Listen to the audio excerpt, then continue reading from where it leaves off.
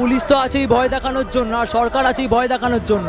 এভাবে যদি আমরা দমে যাই আর কিচ্ছু হবে না। যে যে দলের যে সাপোর্টার আছে সবাইকে আমরা আহ্বান জানাবো তারাও যাতে রাস্তায় থাকে। সেই দেশকে রক্ষা করার জন্য যদি আমাদের এক হতে হয় আমরা এক হব। প্রত্যেক দিন সঞ্জীব ঘোষ যাচ্ছে আসছে, কোনো খবর পাওয়া যাচ্ছে না। আমরা দেখেছিলাম মোহনবাগান ইস্ট বেঙ্গলের যারা সমর্থক তাদেরকে পুলিশ মেরে আটক করে নিয়ে চলে যায়। আজকে কি ভয় করছে না এভাবে যে এসছে রাস্তায়? দেখুন, পুলিশ তো আছেই ভয় দেখানোর জন্য, আর সরকার আছেই ভয় দেখানোর জন্য। এভাবে যদি আমরা দমে যাই আর কিচ্ছু হবে না। বিচার দিচ্ছে না, বিচারটাকে ছিনিয়ে নিতে হবে, সাফ কথা।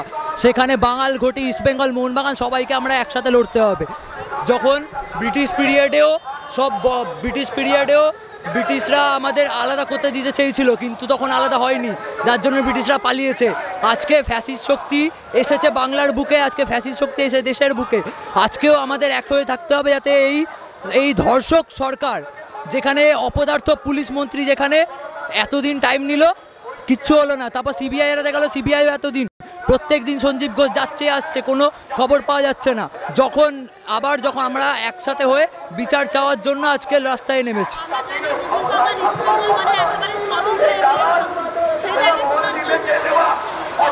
আমরা এক দেশে থাকি, এটা ভাবতে হবে যে আমাদের ক্লাবের ওপর যখন আঘাত আসবে, আমরা ইস্ট বেঙ্গল মোহনবাগানকে মারলে সে মারামারি লেগেই থাকবে, কিন্তু সবার শেষে সেই দেশকে রক্ষা করার জন্য যদি আমাদের এক হতে হয় আমরা এক হব।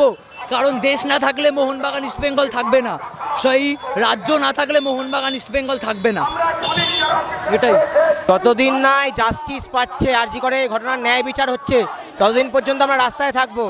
ইস্টবেঙ্গল মোহনবাগান মোহামেডান এমনকি অন্য যে যে দলের যে সাপোর্টার আছে সবাইকে আমরা আহ্বান জানাবো তারাও যাতে রাস্তায় থাকে। যতদিন না আরজি করে এই কাণ্ডের ন্যায় বিচার হচ্ছে আমরা রাস্তায় থাকবো। আমরা আবার রাস্তায় নামবো। 18 তারিখ নেমেছিলাম, আমাদের ডার্বি ক্যান্সেল করে দিয়েছিল, আমরা আজকেও নেমেছি, আমরা আগামী দিনেও নামবো।